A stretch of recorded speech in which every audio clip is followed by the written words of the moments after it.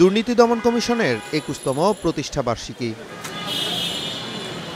দিনটিতে সেগুনবাগিচার প্রধান কার্যালয়ে সাংবাদিকদের সঙ্গে মতবিনিময় সভা।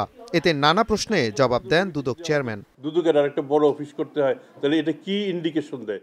এ সময় আগামী জাতীয় নির্বাচনে আগের মতোই কালো টাকার দৌরাত্ম্যের শঙ্কার কথা জানান তিনি। সামনে সাধারণ নির্বাচন, আমরা আশা করি সরকার যেভাবে প্রত্যাশা করে একটা আনন্দময় পরিবেশে সঠিক এবং সুষ্ঠু নির্বাচন হবে।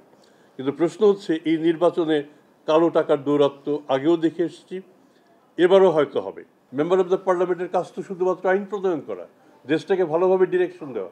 যদি আইন প্রণয়ন করাই হয়, তো এটা তো নিশ্চয়ই কোনো লাভজনক কোনো প্রতিষ্ঠান হওয়ার কথা না। এমপিশিপটা কোনো লাভজনক কিছু না। তাহলে সেক্ষেত্রে এটাকে কিভাবে কম লাভজনক করা যায়, আপনারা সাংবাদিকরা এই চিন্তাটা করবেন, যাতে এমপি সাহেবরা তাদের জন্য যে নির্ধারিত কাজ, সেই কাজ নিয়েই ব্যস্ত থাকেন।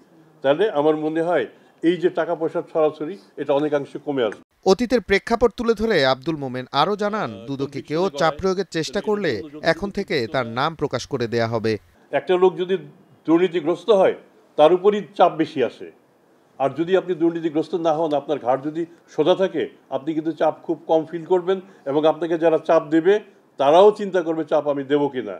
আমি বরং বলবো যে সামনে আগামী দিনগুলিতে যারা দুদকে অন্যায়ভাবে চাপ প্রয়োগ করেন, আমরা তাদের নামও প্রকাশ করে দেব। একসময় দুদককে দাঁত নখহীন প্রতিষ্ঠান বলা হতো, তবে বর্তমান কমিশন সেখান থেকে ঘুরে দাঁড়ানোর চেষ্টা করছে বলেও জানান সংস্থাটির চেয়ারম্যান। লিমিটেশন আছে, লিমিটেশনগুলি আমরা চেষ্টা করছি কাটিয়ে উঠতে। Nazmul Hasan, star news, Dhaka.